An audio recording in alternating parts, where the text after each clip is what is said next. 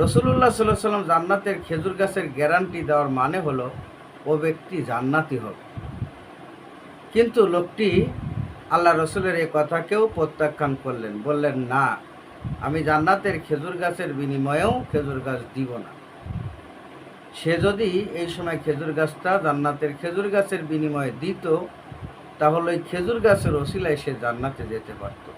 তখন নবীজি সাল্লাল্লাহু আলাইহি ওয়াসাল্লাম আফসোস করে বললেন যে এই পৃথিবীতে তোমার চাইতে কৃপণ আর কোনো ব্যক্তি নাই। এরপরে রসুল বলেন, হ্যাঁ আছে, তোমার চাইতে একজন ব্যক্তি কৃপণ আছে, যেই ব্যক্তি কোনো মুসলমান ভাইয়ের সাথে দেখা হয় কিন্তু সালাম দিতে কৃপণতা করে। অর্থাৎ এমন ব্যক্তির চাইতেও কৃপণ ব্যক্তি যে কোনো মুসলমান ভাইয়ের সাথে দেখা হয় অথচ সালাম দিতে কৃপণতা